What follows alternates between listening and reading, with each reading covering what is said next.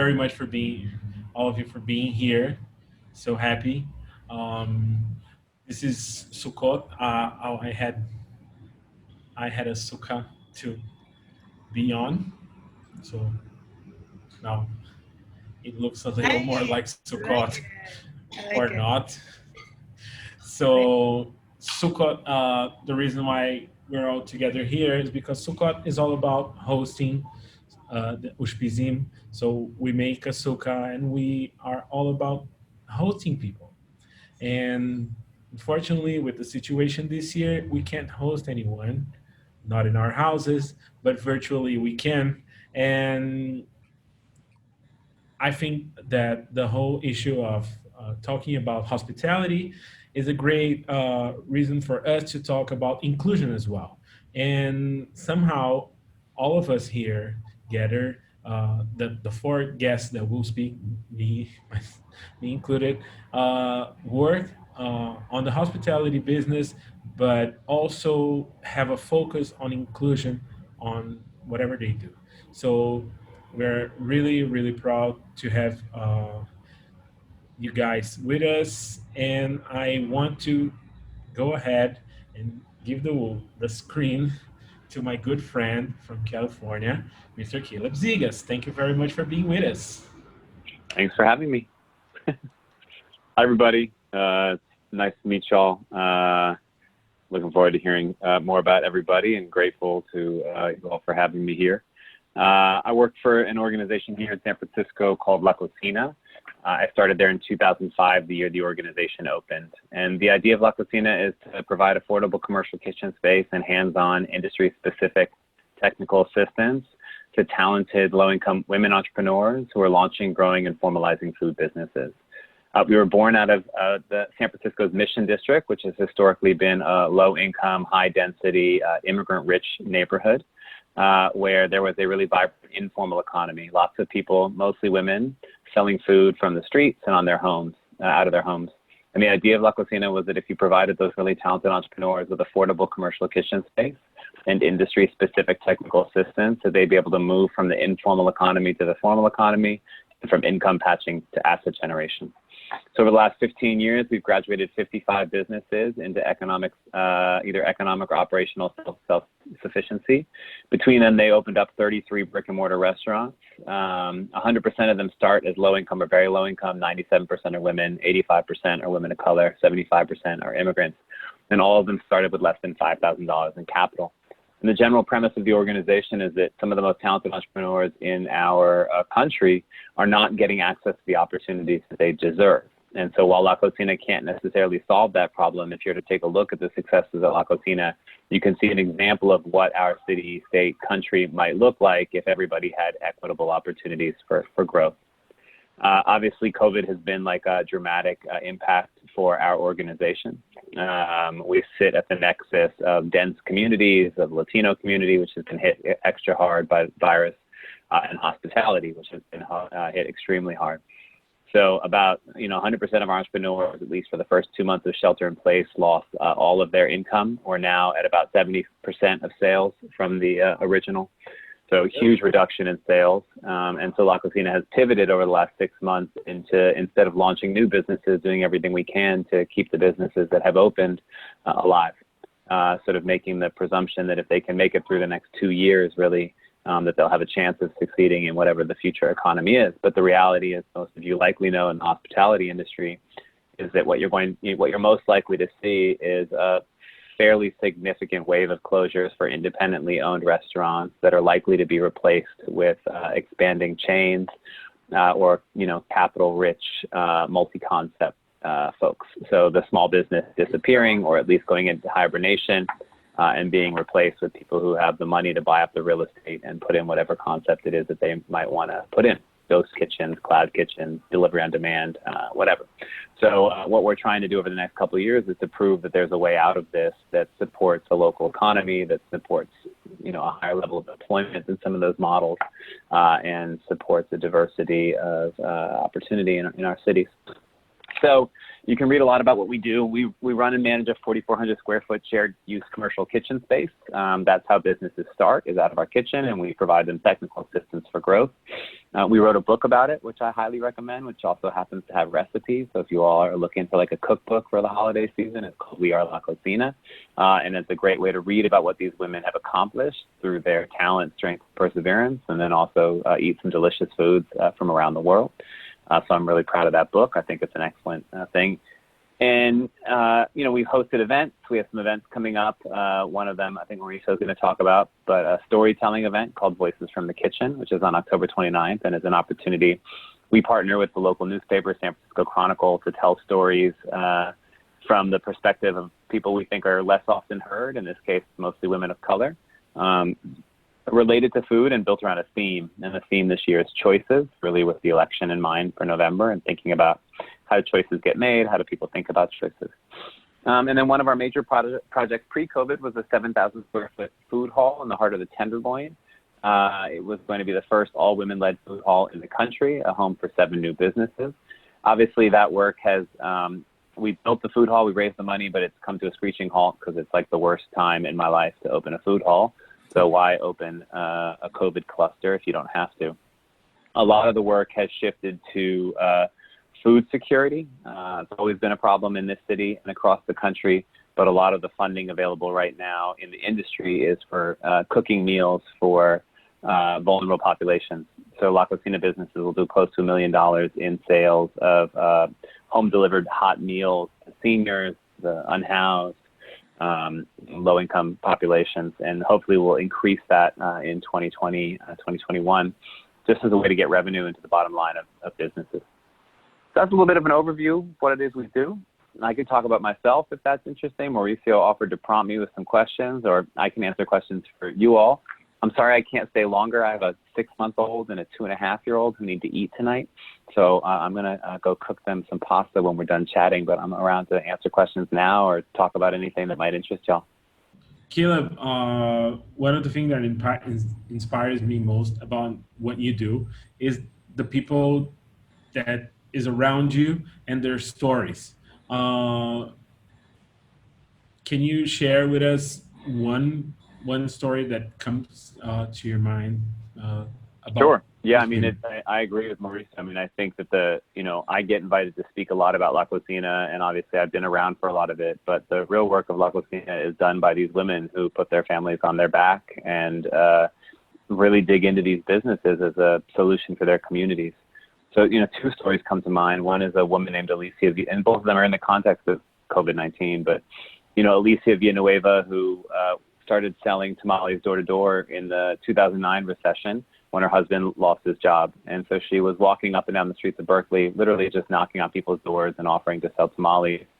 When one of her customers suggested that she go to the public school system and offer to sell them tamales, they sent her to us so she could get permitted and licensed. She'd never made more than like 100 tamales in a week. And we started her off at a festival event that we do where we met Mauricio called the San Francisco Street Food Festival. And she sold 1,000 tamales. And over the last 10 years, Alicia has been able to grow her business from waking up at 2 in the morning and cooking tamales and selling them on the streets after dropping her kids off at school into now a 6,000 square foot factory with 18 full-time employees. She's in 32 stores here regionally in San Francisco. In the Warriors basketball stadium, and now available online from Williams-Sonoma. And so she was doing the large majority of those sales direct to consumer before COVID. And she's been able to make payroll every week of COVID. To her, the commitment is to keep her community employed. She has 18 all women who work for her, and she's been able to keep them employed throughout the crisis by pivoting into this retail sales that she's doing. So you can order a dozen tamales on Williams-Sonoma. They're incredibly expensive, but that's what Williams-Sonoma does, and they're coming from Alicia's factory, or you can just come here and eat her tamales at a more affordable price point. Second person I think of is Benita Pradhan. Beanie is a Nepalese immigrant who was a domestic violence survivor. She left her husband and started selling Nepalese food out of her home. Her sister ran a daycare, and she began by selling food to the parents of the other children in the daycare. They would tell other parents, and pretty soon she had an email list of a couple hundred families in the Bay Area. She'd drive around the Bay Area with Nepalese food in her back of her car, packaged for families to eat later. one of her customers suggested she come to La Cocina. So she formalized her business, grew to about $2 million in sales pre-COVID, 28 full-time employees, 2 brick-and-mortar locations. And also Beanie has a focus on hiring women, and oftentimes women who are also domestic violence survivors. And she's managed to keep 75% of her staff on through the pandemic. And so hopefully both those businesses are able to survive the pandemic and grow afterwards. So those are just 2 examples. Like I mentioned, the book has 54 stories just like that, all expertly told. And they have Beanie's Beanie's Momo recipe and Alicia's tamale recipe. Mauricio's holding the book. I think Alicia has signed my book, and I'm very, very proud. I really, really love Alicia's tamales. And Beanie, I actually met Beanie in Finland. Caleb took her to Finland. She is a beautiful and amazing person. Her energy is unbelievable. She really introduced me to Nepalese food, which I have never tasted before. And she has incredible energy. She's always so happy. Her smile is contagious. You can't not smile when you look at Beanie's face. So you really spoke about 2 people that really touched me very, very deep. I really, really like this woman, and they inspire me so much. They're really strong and incredible women. And Caleb, you're the work that you guys do in La Cocina is unbelievable. I'm so happy you're here. I would like to, someone else want to ask anything else to Caleb? We have the guy here. He's been 15 years on the same job in San Francisco, which is not something very common because people in this area of so much technology.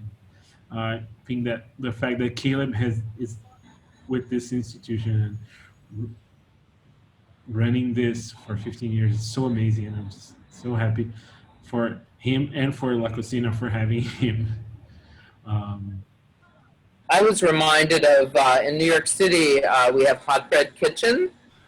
Yep.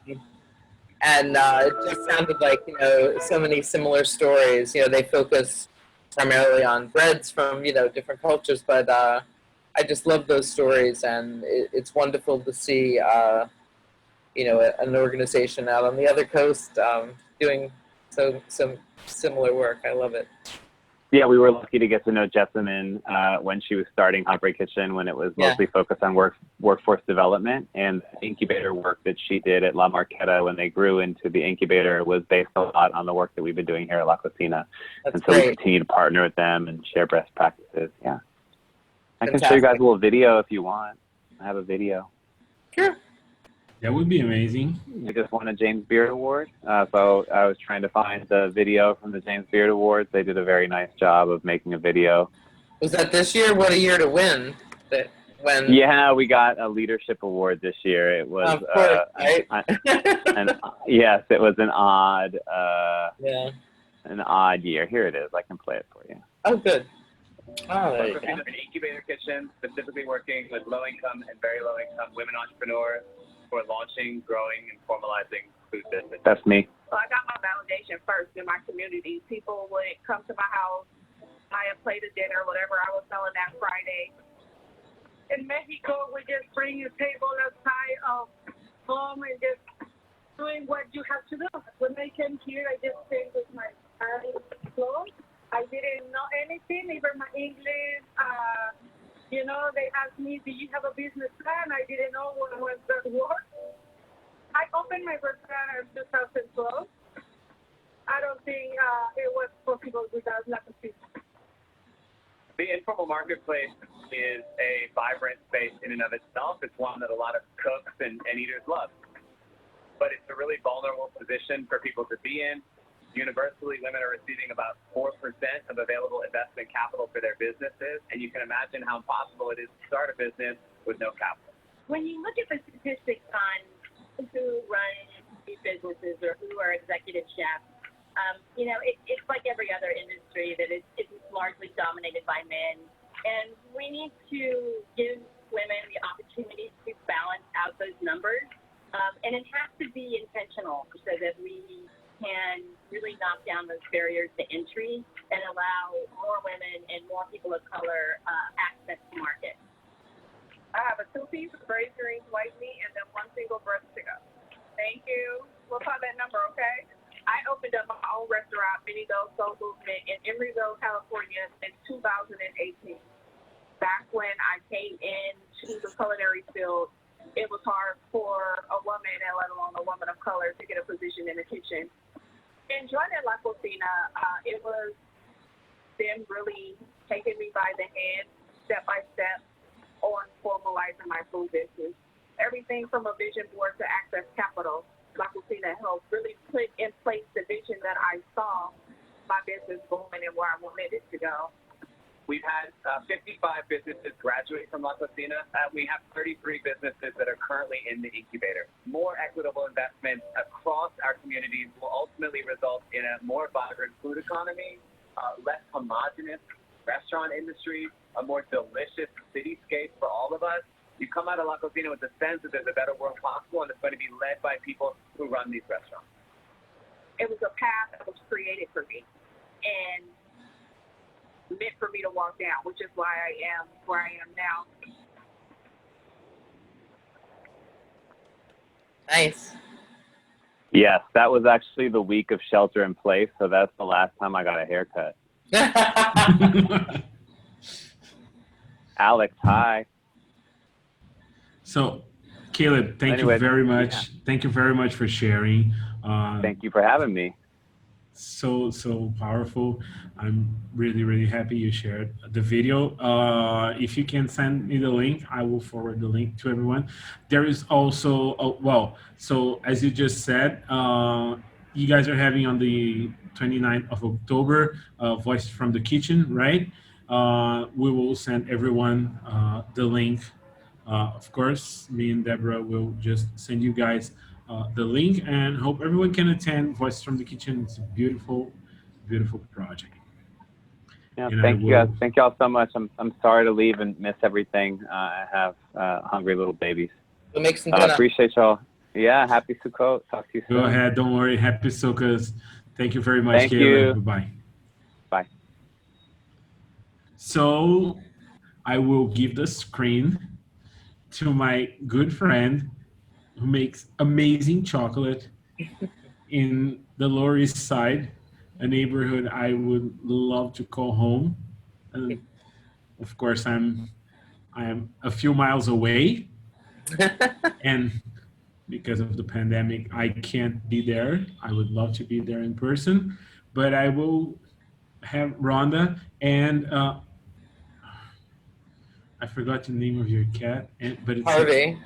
It's hard. Yeah, I was trying to remember which Yeah, he's character that I chiming in love. now and again. I don't know if you can hear him. He's like, I'm just gonna give the screen to Rhonda and Harvey right now. Go ahead, Rhonda, and tell us a little about what you do and inspire us. Hey, everybody. So, as Mauricio said, I own and operate Ronnie Sue's Chocolates. That's the name of my company on the Lower East Side in Manhattan. I guess I'm attracted to tragedy. I started my business in 2007 in October, right into the teeth of the recession in 2008. And, you know, being a business owner in New York City is always challenging. So overcoming the various hurdles that we face, you know, with 9/11 and with Hurricane Sandy and now the pandemic, it's like, you know, another day, another crazy situation in New York City, and this one's around the world. But it's actually been interesting for us. It's forced us to develop some of our hands-on classes, which had become very successful for us. We're now pivoting to do those over Zoom. That's been a lot of fun. We've done classes for medical students at Cornell Medical School. We've done it for a lot of corporate teams that really can't get together in person anymore. So, you know, they want to find ways to connect. So we've been playing around with that, and it's been a lot of fun. And, you know, so it ended up being a whole new way of contacting folks and working with people that we didn't have before. So that's new. In 2011, I guess it was, I co-founded a bean-to-bar chocolate factory down in Belize in Central America with a friend. And that was kind of in response to my interest in finding out more about my core ingredient, which is chocolate. I'm a chocolatier rather than a chocolate maker per se. So I use chocolate as my main ingredient, obviously the most important ingredient, but it's the beginning of my creative process rather than the end. So yeah, it was interesting for me to find out more about chocolate, and I thought, well, what better way than to begin making some? So that's been super educational for me, and it inspired me to really want to spread the word about craft chocolate, origin cocoa, versus the confections that we've all consumed our whole lives, made by big chocolate, you know? There's a real us versus them situation going on, even though the folks in small craft chocolate is only about 1% of the market. We're really trying to make a larger impact to let folks know about what's really going on and kind of the dark side of chocolate. So that's something that's important to me. I've incorporated educational pieces in all of my classes that I do, whether face-to-face or online. And you know, I think it's important to let folks know what's going on. So I thought I'd talk for a second about how chocolate is made, because a lot of folks don't really know. In fact, chocolate grows on trees. Cacao pods are the fruit that produce the food of the gods. And here's a couple of replica cacao pods. I have some props here so you can see these. These are pretty realistic as to size and shape of a real cacao pod. They hold about 20 to 40 cocoa beans inside, so each pod can produce, takes about 12 to 15 cocoa beans to make a chocolate bar, so each pod produces a few. And, you know, it's a very commodified market for most of the world's cocoa supply comes from West Africa. 2/3 of the world's cocoa supply comes from there, and the cocoa that's grown there is not very good quality. It is literally a commodity product traded on the World Commodity Exchange, and it creates a lot of bad situations for the people who actually are growing the cocoa. So because it is a commodified product and the goal is to get the end product as cheaply as possible, the farmers at the bottom of that supply chain are really squeezed.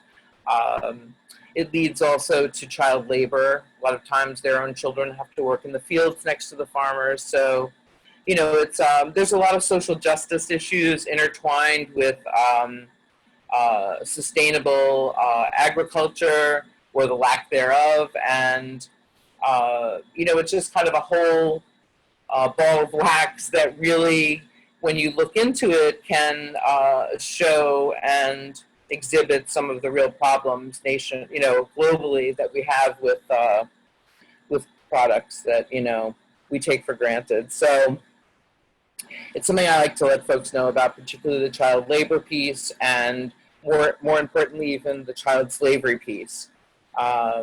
Commodity cocoa has a history of child slavery. It's embedded in the system. It's been there forever. All the big makers, who we call big chocolate, you know, Nestle's, M&M Mars, Hershey's, all the big guys know about it. They profit from it, and they don't want you to know about it. So it's an interesting time to be involved with chocolate and to be promoting sustainable and, you know, equitable chocolate, and it's important to let folks know about it. There's something that I brought to the table, so to speak, tonight. I just want to tell you about. This is not a product placement, but I just like their product a lot. I don't know if you can see. This company is called Tony's Chocolonely. It's a really big chocolate bar. It's over 6 ounces, and it retails here in New York City for $6, so you know that it's a pretty good price. You can get something for $6 in New York City. That's a good deal. What I like about them their mission is to really educate folks about child slavery. Their mission is to eliminate child slavery and to let folks know that that's going on in the supply chain of big chocolate. Also, good news for this group, kosher. And I just think it's a really nice product, and I like the fact that they're trying to outreach to kids and really make a difference, from that level. So anyway, I get to make chocolate for a living, so that's really cool for me. And I also have created a bean to bar to business class that I've been delivering for the last 5 years in the New York City school systems as an after school program. And part of what we do there is educate kids about how chocolate is made and, sneak in some STEM curriculum. Oh, you have to figure out a percentage. Oh, that kind of stuff. So they kind of learn math and other skills without really realizing it. So it's kind of painless. So yeah, that's kind of what I've been up to. If you had asked me 10 years ago, would I be teaching or, educating about anything, or standing up in front of people and talking about anything, I would have said you're crazy. But, life takes you on different paths, and much as I love making chocolate, which I do, I also really love connecting with folks and teaching about chocolate. So, I get to live the dream, baby. Thank you so much for sharing, Rhonda. Sure. Well, I absolutely adore everything that you do, and there is no other word. Everything that you do is so amazing, besides what you actually do, which is chocolate. So Another thing that's really cool is, in our community, it is really a community, and it's nice to be involved in, a life craft that is so open source. It really is true. Folks love to share, and part of what we're talking about tonight is community and connecting with other people, and that's one thing that I love about the craft chocolate community. Everybody is all about helping one another, and if I discover something, I'm going to tell someone else. I'm not going to keep it to myself, and it just it's lovely to be able to work with folks who are like-minded. So. guys, Rhonda shared some amazing experience, and I would love to know if anyone has any question for her. We do. Can you hear us? Yes, you can hear. Okay, great. Hi, I'm Hannah. I don't know if you can hear me or not. Yeah. I'm here with Deb, and I'm wondering, it was really interesting because this is a Sukkot event after all. Yeah. And you mentioned the chocolate was kosher. And one of the things I always found interesting about kosher food as I started spending more time in Orthodox circles was like, kosher doesn't necessarily mean the food tastes good. And it also doesn't mean that it's sustainable. Mm-hmm. And do you feel that it should, that part of Jewish practice should be that things that are kosher should some way be sustainable? Because I feel like the fact that it can be kosher yet not sustainable is hard for me. Yeah, philosophically, I think that, far be it from me to speak to the kosher laws. Yeah, I make chocolate-covered bacon for a living, but, I think that you make a really good point, and I think that, especially, right now in the U.S., we're just seeing a real kind of polarization of our country and people's values, and folks that claim to be, holier than thou are not really demonstrating that by their values, and their morals that they're showing to the world. So, I agree with you. I think that at the very basic level, if you're going to have a law, it should reflect the moral code of the group that you're involved with. And that's a good point. Thank you. And I just wanted to show off this chocolate that Rob's showing off here. That was the mole. That we've made some mole today with this. Was it good? Chocolate. that we bought from Ronnie Sue. So it was amazing. I think everyone here can. It's amazing chocolate by our good friend, Yeah, our it's good made down in friend Brazil, like where Celia. Mauricio is. Yes. Do you ship to Canada by any chance? We can. We don't have it enabled on the website, so you have to get in touch with us and we can make it happen. But, you know, it's not a regular practice. I really know a want to girl try who it. can hook you up with great chocolate. We know someone at Ronnie Susan. Don't worry. I'll promo it in return. We'll make it For happen. bringing it up. Yeah. Thank you. Rhonda, thank you so much for sharing. Yeah, of course. Thank you. And now I'm so excited because I only met Kat online, and I've been like going through all her stuff, and the restaurant that you used to have at the Jewish Museum. I so wanted to be there. I want to go back in time and I hope that you will be back in business soon. And because I want to visit, I really love Montreal. I had an amazing time. And I know that Montreal has a deep story with Jewish food. And Kat, go on. The screen is yours. Thank you.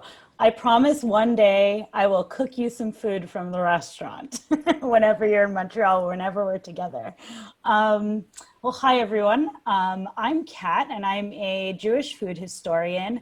And I'm really passionate about using food to teach people about Jewish culture. And I'm probably most happiest when I'm reading cookbooks and cooking from them.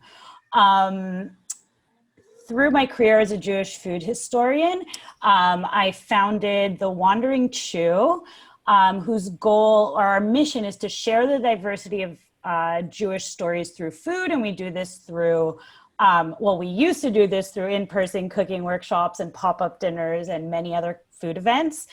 We've now pivoted and we've been doing some pretty successful virtual workshops over Zoom.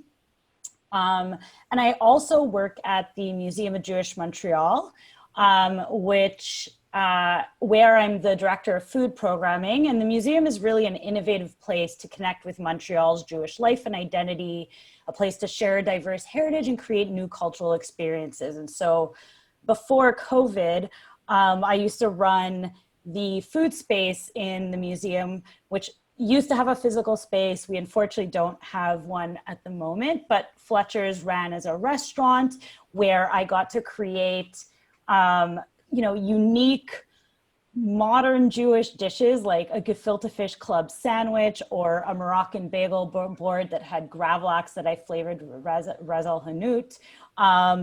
And I do basically, and I also run the food fellowship where I also get to teach younger people all about Jewish food history and teach them how to lead our Beyond the Bagel food tour. So anything food related that happens at the museum, I get to do. And I love talking about Jewish food and thinking about it. So I'm really excited today to be here to talk about what is Jewish food. So I think we probably all heard the saying, they tried to kill us, we survived, let's eat, which sums up most Jewish holidays. And I think also shows just how central Jewish food is to Jewish practice and culture.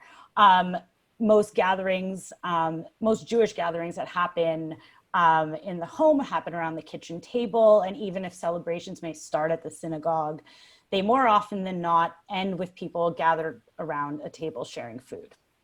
And even on fast days, as we all know, there's always the important question of what did you break the fast with?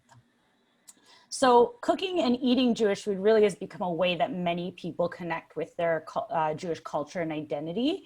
And this can be seen through the rise in popularity of Jewish cookbooks, chefs and restaurants, as well as Jewish food now kind of being part of today's larger food culture.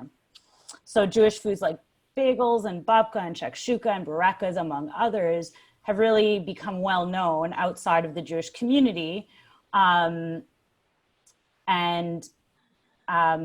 today what I really want to do is I want to go beyond these specific dishes and discuss, like I said, how we can define Jewish food in a way that's inclusive. So I'm going to start with a short story that I think illustrates one of the reasons many people have a hard time defining Jewish food. So early on in my career as a Jewish food historian, I guess I was a little baby Jewish food historian at that point. And if you had told me I was going to be a Jewish food historian when I was like, 10 or 15 years ago, I would have looked at you very, in a really confused way and probably not believed you, given the fact that I wasn't Jewish yet. And the only Jewish food I encountered were the potato knishes in my elementary school lunchroom. But years later, when I knew when I was in the process of converting, I was sharing a meal for Rosh Hashanah with a friend and her family. And as we were eating, someone who I had never met turned to me with curiosity and asked me what I did. And so I told him I was studying Jewish food history. I was doing my MA at that time, and that I was starting to write my thesis. And so without missing a beat, he replied, "Jewish food doesn't exist. It's just a borrowed cuisine." I was shocked and upset by the statement. My friend literally had to hold me down from reaching across the table at him. But all those years ago, I didn't have this articulate answer to show him that Jewish food does exist and is a vibrant and interesting cuisine, albeit a complicated one. Thankfully now, years later, I do have a good answer to that question, or to that statement rather, and it's something I want to share with you now. And also, if I ever see that person again, I'm going to share it with him too. So at its root, Jewish cuisine is one of diversity and adaptation, and really came into its own when Jews left Israel in biblical times and settled in countries around the world. And we had the creation of a Jewish diaspora. As Jews settled into these places, what developed were many micro cuisines that were made up of specific food traditions of the different places that Jews were living in, and as well as the ingredients available in all these places.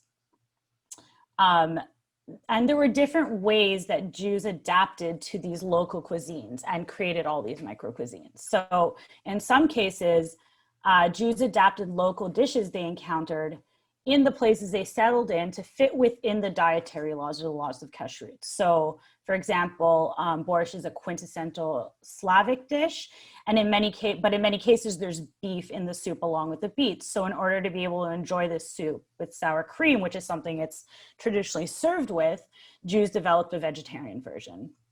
And that can be eaten both hot and cold. And similarly, Italian Jews created duck prosciutto, since they couldn't eat the prosciutto made with pork that all their other non-Jewish Italian neighbors were eating. In certain cases, Jews have adapted Jewish dishes to include local flavors. So one of my favorite examples of this, not only because it's delicious, but I think it's really the ultimate example of what we're talking about here, is gefilte fish alla veracruzana from the Mexican Jewish community.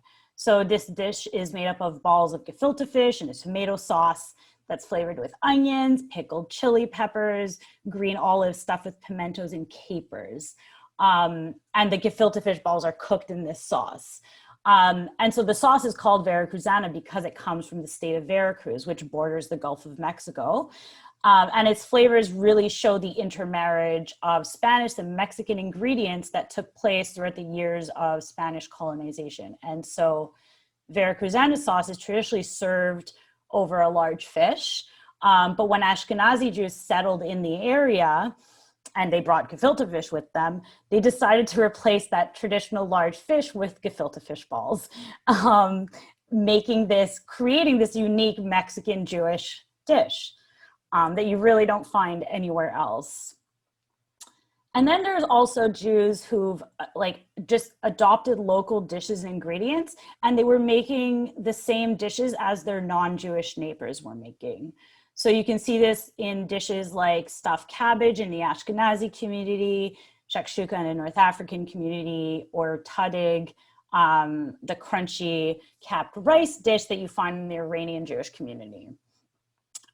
It should be noted though that even though these dishes are included in what is considered Jewish food, it needs to be said that they hold dual identities, right? Like they're dishes that Jews eat and make, but they're also dishes that many non-Jews in these countries make and eat as well. And then there's also Jews, the times when Jews have created new dishes after settling in a specific place with ingredients they brought with them. So an example of this is the sabich sandwich. So this is a truly Israeli invention that has Iraqi roots. The name probably comes from the Arabic for morning, which morning like morning the day. And the Arabic word for that is saba. So this sandwich is a pita stuffed with popular items from a traditional Iraqi Shabbat morning breakfast, and that can includes fried eggplant, Israeli salad, hummus, tahini, pickles, amba, which is a pickled mango sauce, and some sort of spicy sauce like harissa or slug. So Iraqi Jews brought this tradition of Shabbat morning breakfast with them to Israel, and after a while, as is the case with many things in Israel, they decided to stuff it into a pita. This probably wouldn't have happened if they hadn't settled there. And the sabich sandwich has really become just as popular as falafel and can now be found all over the country, but is really a dish that came out of Iraqi Jews living in Israel. And then the other thing that we find is there are dishes that are tied to specific holidays. And so you can say they're kind of distinctly Jewish, but that are still influenced by the places they're in for the most part. But these really like kind of distinctly Jewish foods there's matzah for Passover, charoset. Again, with charoset, you will find diversity in it depending on the ingredients that are available to the Jews making them. But again, like even if the ingredients are different, the meaning kind of remains the same. And there are Sabbath stews, which you kind of find across the board. And, these differ in that, like in the North African community, you have a dafina, which the ingredients, this Sabbath stew, are typically cooked in layers or alongside each other, sometimes in bags. And it consists of meat, onions, and legumes. Then you have cholent from the Ashkenazi community, which is the most well-known one. But again, consists of legumes and meat and onions. And there's also the Iraqi tibit, which is chicken stuffed with rice. So it's often an entire chicken with rice stuffed in the cavity as well as under the skin. So you have these, as you can see, we have these dishes that serve a purpose in Jewish ritual. With all these things that I've just mentioned, you can see there's a diversity of dishes that fall under the category of Jewish food. And historically, what linked them all together were the laws of kashrut.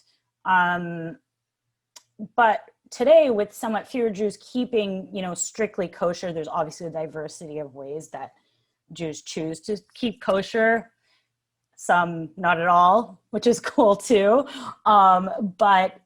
With this variance in keeping kosher, and many people having Jewish identities that are complex, I think we need a new modern through line that will go alongside this defining element of kashrut to create this inclusive Jewish cuisine for the modern reality of what the Jewish community looks like. And like what I'm proposing is that we define Jewish cuisine as a dish that holds meaningful cultural, historical, or ritual significance to Jewish communities and people.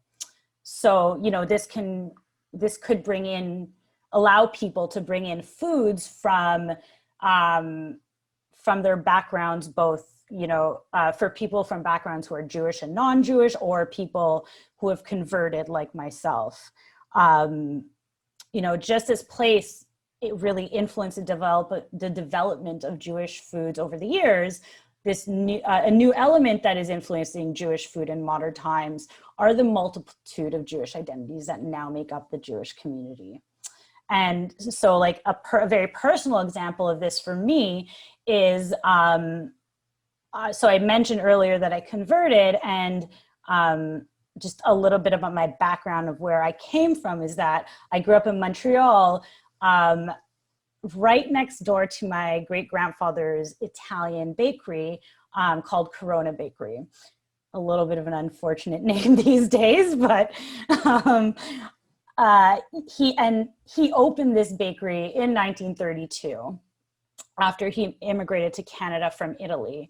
And one of the most popular offerings at the bakery was pizza napoletana. So it was a sheet pan pizza that was topped with tomatoes, parsley, and Parmesan. And the bakery really grew into this successful business, and they delivered bread and these pizzas to people across Montreal. And growing up, my family and I ate this pizza multiple times a week. And it was also something that I got to eat for breakfast on Christmas morning, which to me as a kid was this huge treat. And although the bakery closed when I was younger, my grandmother ended up teaching me how to make this pizza by memory so that this family dish could be passed on to another generation.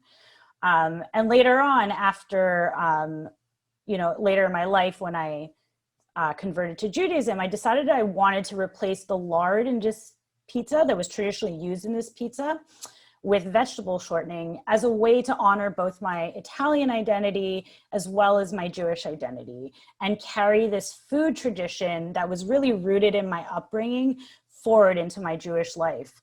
And so that's like such a special dish for me. And I know that there are many other stories out there about people bringing the foods from their upbringing into the Jewish community. My friend actually runs this great organization called Jewish And in Toronto, and she's now running a series of workshops where she invites people with, I guess you could say complex or different Jewish identities to lead people at the workshop through making a dish that to them represents both of these identities that they may have brought with them. That they brought with them to the community. So I think it allows us to create this amazingly inclusive Jewish cuisine that really includes the many people that are around the Jewish table. And Jewish food isn't static, it's always evolving, and it does remain a diverse cuisine with many different influences at its heart. And I think this is something to celebrate because it allows us to create this cuisine that many Jews and all Jews can feel a part of. So, thank you. Kat, your talk is completely amazing. My mouth is like waterfall. It's not just watery. It's like I wish I could have cooked for you all. Believe me, you will. You will. I can't wait. It was amazing. Thank you so much for sharing. Wow, so many great ideas. I'm already wondering how and when I'm going to do everything. So, guys, do we have any question for Kat? Anyone? I have one if nobody else does, but I already asked the question. Go ahead. Kat, her name is, right? Yeah. Bonsoir. Hi. Okay. Bonjour. I think you're the right person to ask this, given your skill set and where you are. Yeah. So this is a little bit heretical of me to say, but we both live in the two cities in the world where you can get a decent bagel. And I'm wondering if you can tell us shortly why Montreal's are so much better. Okay, yeah, I can tell you that. This is totally within my wheelhouse. And thank you for saying Montreal bagels are better. And can you send some? If we give you chocolate, can you send bagels back? Yes, perfect trade. I actually developed a Montreal bagel recipe that replicates them very, very closely. So I could even teach you how to make them over Zoom. Wow, I am so into that. Yeah, so to be discussed, but obviously I'm biased and I love Montreal bagels, but the reason I think they're better than New York bagels right now is because they're still made by hand. So so Montreal bagel, I mean, yeah, I'll just tell you what a Montreal bagel is for anyone out there that might not know. A Montreal bagel is like smaller and denser than New York bagels. And the difference comes in the fact that, like, when you boil a bagel, which makes a bagel, is that we boil them in honey water, and then they're baked in a wood-fired oven. So those are, like, I think, two key components. And the other thing is that at the bagel shops in Montreal, like, apart from obviously when they're mixing them in a mixer, after it comes out of the mixer, like, no machine touches the dough. They're literally all still made by hand, and they make a lot of bagels. And these guys who make them, for whatever reason, it's mostly men, but the people who make them are amazing at making, like, they're so quick at it, and it boggles my mind. But I really think when it, like, in New York, so many bagels are put, the dough is put through machines to shape them. And although that speeds up being able to, like, it speeds up the amount of bagels that you can make, but it really affects the dough and the texture of it. So I did have I think, like, there's the Bagel Hole in New York, which still makes them by hand. And that was, like, a pretty decent New York bagel that I had. But I really think to make a good bagel, you need to make it by hand. Yeah, that's a simple answer. I could go on about this for completely agree that you have to make them by hand. And Yeah. I have to say that the best bagel I had in New York was made by a Palestinian, which is way more heretical than your question. Yeah. And this Palestinian guy in Brooklyn, he used to do an amazing bagel. And luckily for Palestinians, it's back to Palestine. So no more Palestinian bagels in Brooklyn. And I mean, the other thing, just another thing is, like, you should eat it hot. Like, I mean, I guess I'll eat bagels toasted, but there's nothing better than a fresh bagel coming out of the wood-fired oven that you, like. And what's your favorite flavor? Oh, I'm a bagel purist. I'm like sesame. That's Sesame. my thing. If I want to treat myself and I feel crazy, I'll get, like, an all-dressed bagel, but I'm a sesame girl. Everything bagel, yes. She won't respect me after I say that I just get the everything bagel because I can't choose. If they would make it like half whole, half white, I would even go for that because everything is everything. Kat, any more questions, guys? So, Kat, thank you so much for sharing. You're welcome. It's that part of the evening where I'm gonna share my story of hospitality and inclusion with you guys. First of all, I need to tell a little bit about myself. So I kind of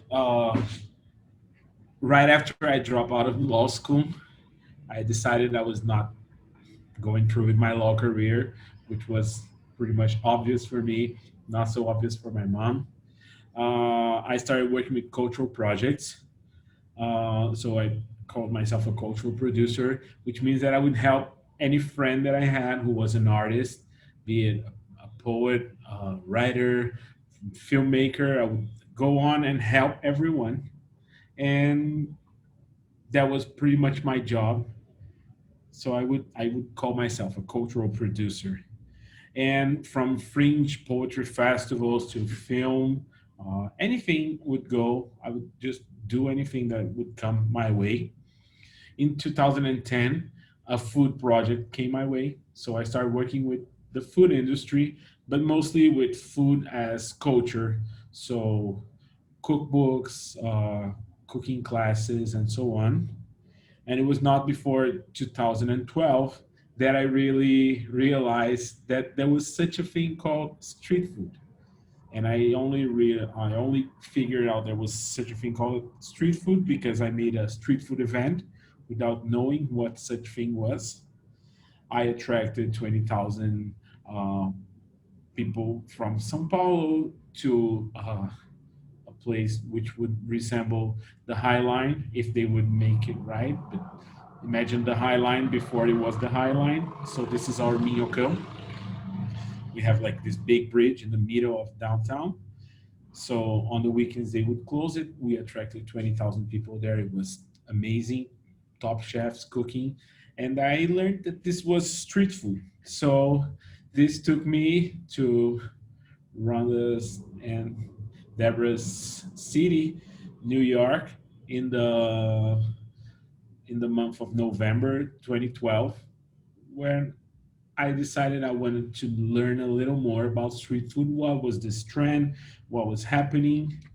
So when I was in New York, I got to uh, be an intern on a food truck. I might be the only intern on a food truck there ever was. I was like giving out samples on the streets of Midtown New York. But I also heard about a food market called Smorgasburg. Um, and I got there once, I got there twice, I got there three times. And I was staying in New York for about a month. Don't call the La Migra on me, guys, okay? I was just staying around and trying to figure out anything about street food.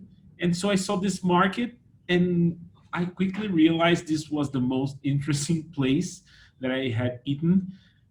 I would have from porqueras to not kosher, sorry guys, uh, uh, brisket sandwiches, and everything would go. A beautiful uh, Thanksgiving leftover with well, all the leftovers from Thanksgiving, which the Thanksgiving sandwich, and I would spend so much money and so much time on lines, and was really crazed. I got to that place deep in Brooklyn. I didn't know Brooklyn very much at the time, but I would go there and wait in lines and buy any kind of food. I was totally mesmerized by this idea of a market with tents, 10 by 10 tents, and they were selling the most interesting food that I had seen whatsoever. So when I got back to Brazil, I found a friend who had a parking lot in the trendy neighborhood of Vila Madalena. The movement was so slow during the weekends that he would rather keep it closed because the costs to just open the parking lot was too much. So I said, you know what? I'm going to take your parking lot on Sundays. And it was not a beautiful parking lot. I'll open one of those parking lots and you see, oh, yes, no. It was ugly. There was like a ramp in the middle, some stones in the ground, like the walls were not painted or anything. It was just ugly. But we took it and we decided we were going to do a market there. Patricia, who's here, was part of this endeavor, and I'm so thankful. She helped me a lot. Without her communication skills, we would never get to what we actually did. So I would like to take this opportunity to thank Patricia, who was my PR person at the time. She's with us here. Hello, Patricia. So I want to share with you how this, which was Sao Paulo's first gourmet market, gourmet weekly market, became a huge opportunity for people to be included in the food business. So first, I would like to mention the story of a common friend of me and Rhonda, Lucas Coraza, a TV chef. He, back then in 2013, Lucas was part of a show with other chefs called The Pastry. It's called The Pastry, and he was one of the chefs in this show, but he didn't have his location. He was not cooking anywhere. He was not cooking in a restaurant.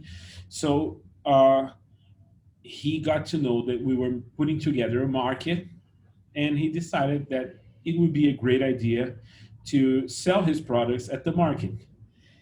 Um, so this guy had studied in France. He was super skilled. The products he would do were so unique. Like, everything was really, really beautiful. He was using Brazilian ingredients, and he didn't want to cook in a fancy restaurant. He wanted to be at the market. And Actually, it was very interesting because in the middle of this abandoned parking lot, you would find beautiful confectionaries. Uh, the One of the owners of Smorgasburg, Eric Denby, would call Lucas afterwards a modernist pastry chef, which is something that was so that would summarize so well his work. And it was amazing for us that he would choose to sell on a market and not on a brick and mortar. So it was a way for him to do what he loved to do the most. Also, in the market, I remember that right in the first weekend, I was approached by a family that asked me, "So, how do we sell here?" The wife, her name was Daniela, she had a recipe for French macarons, that super nice um, confection made with almond meal, almond flour, sugar, and eggs. It's so tiny and delicate. So we started the market on the 13th of February 2013, and I believe it was the 13th of March, and I never seen such a rainy day in Sao Paulo. And we had a covered area, and that was not covered at all. There were so many holes in the ceiling. So macarons and rain, they don't really match. So these guys, they had made like beautiful macarons, colorful, tasteful, a little too sweet at the beginning, but they came up with this beautiful macarons. And unfortunately, the rain took half of their production because it was all wet. And when you kind of drop a bit of water on a macaron, it's gone. But they were really resilient, and the whole family got involved. Uh, the the mother, the father, and the two children. They were always at the markets. They came back. They were there week after week, selling their macarons. They developed a great product. It was tasting every day better and better. Um, and as soon as we moved to a new location, they bought their own trailer, so they would uh, have a better location. They would even buy air conditioning for the trailer, so they would keep the macarons a little more chilled. They were selling a lot, and suddenly afterwards, they could manage to go out of the markets, keep their trailers, but also establish their brick and mortar. But and this is also a way a whole family. Uh, it was all about the recipe that the mother had, but suddenly everyone got involved, and it became the whole family's business as everyone got involved. It's something that the market created. And last but not least, there is a beautiful story of a black woman from the northeast of Brazil. Her name is Vera, Dona Vera, and I actually met her in 2012 when we were doing a northeastern food event, specifically in downtown area of São Paulo. She approached us and said, "I have a recipe, I have my product. Why I'm not selling you?" So we were getting these chefs in the event, but she wanted to come over. We didn't know how to manage, so she came up with this recipe. She came with this She said, "I'm gonna go. I have to go." So she approached us on a very non-traditional way. She was not famous. But she was actually, she had this entrepreneurship that she wanted to go and sell her product. So as we started the market, she approached us and said, "Now I have a place to sell my product, right?" And I said, "Yeah, Dona Vera, you can come and you can sell your product." So the first days of the market, the first day, right, right when she got there, we approached her. Every time that we would talk to her, she was super excited and very vibrant. And whoever met her knows that she was the most smiling and sweet person. But this very day, she was a little sad, and we didn't know. She told us the story about how her husband He was at the hospital at the time. He used to help her, but because of his diabetes, he would have to cut his leg off, which is something that can happen to someone who has very severe diabetes. So she kept on, and she was maybe one of the strongest women I have ever met. She would come, she would make her own setup with plants and colorful sheets, and everything was so unique about her place that everyone that would come to the market, you would see her, you would meet, you would notice her right away. She was singing all the time. That day she was a little sad, but she kept on. She had this very interesting recipe, which she didn't know what a roti potato was, which is like a shredded potato, fried, very typical French and Swiss. I'm not very sure. Our historian here, Kat, can tell us a little more. But she would do a shredded yuca version, and she never even knew what a roti potato was. She would shred her yuca and then fill it with jerk beef and Brazilian fresh cheese. It's sort of like a Mexican queso. And she would fry it and throw it from one side to the other with very strong fire. It was very, very beautiful to watch her doing her recipe, and it was something so tasteful because she would use the typical Brazilian jerk beef from the northeast, which is called carne seca. So she would put it on her own show. She kept working for herself in the markets for years and years, and right after a big event, she came to the office, which is pretty much this place that is here, not the Sukkah. It was right at my house. And she brought me a gift, a beautiful statue from the Northeast of Brazil. And I said, thank you, Vera, but you don't have, why are you bringing me this? She said, after this time that we are working together and I've been able to sell in the markets, I managed to buy the prosthesis for my husband, and he now has that leg that he cut it right in the first day of the market. So it's beautiful to see how one market with good recipes, good people would work for everyone all together. So you had like people with recipes like Dona Vera. The public would sometimes come to see the TV chef, and they would meet Dona Vera and became big fans. They would come to just walk around. They would shop from a local business. So you get to empower your entire community by this act of putting together a small market. And I'm very, very proud of this market. And it happened from 2013 to 2016. And these are the stories that we managed to see throughout the time that we were at the market. There are so many more, maybe hundreds of businesses that started out in the market, but I feel that street food and this kind of markets, they have the power to bring inclusion to the hospitality market, and I wanted to share this story with you guys. Yes, questions for me? Go on, guys. Any questions? Kat? Yeah, I'm just formulating it. Give me 1 second.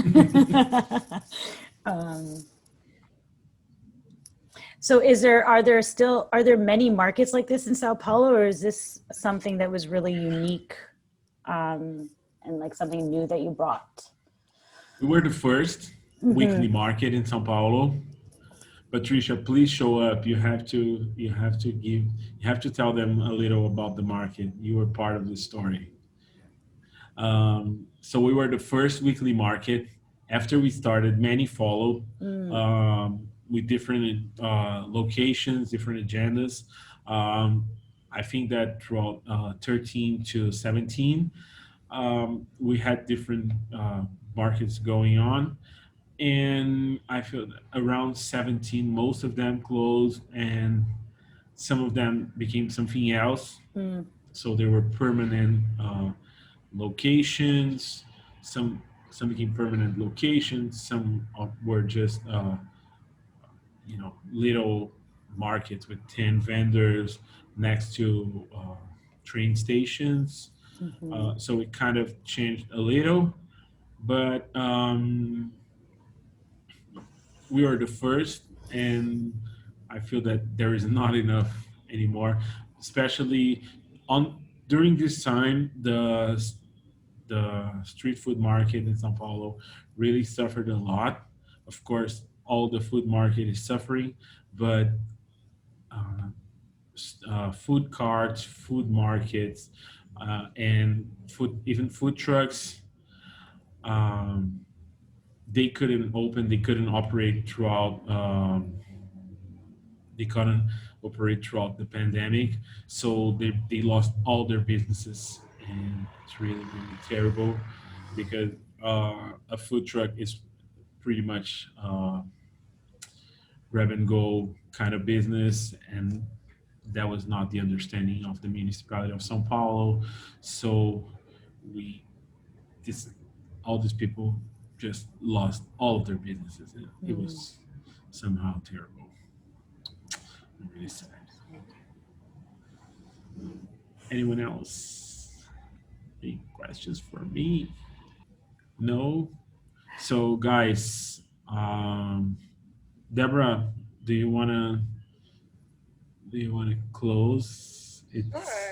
This is You're amazing. our Thank you host. so much to all the speakers and all the participants for being part of this. Yes, thank you so much. Yeah. It's really incredible to hear these stories. And when I think about it, I think that a lot of the themes of hospitality, which are so central to Sukkot, are really what makes all these stories so powerful. It's just like opening up your heart, opening up your food, opening up your culture, opening up everything about what it is that's important to you about food to other people, is really the essence to me of what hospitality is about and about Sukkot also. So thank you so much for being with us. And we have another day of talks tomorrow in Portuguese. So I'm really excited for that as well. And I also want to thank the Charles and Lynn Schusterman Family Foundation for supporting this project with the grassroots event program. So thank you for that. And thank you so much to everyone. have a good night. Thank you. Thank you for being with us, guys. Thank you, Rhonda. Thank you, Kat. Thank you, everyone. Thank you, Andrea. Thank you, guys. It was amazing being with you.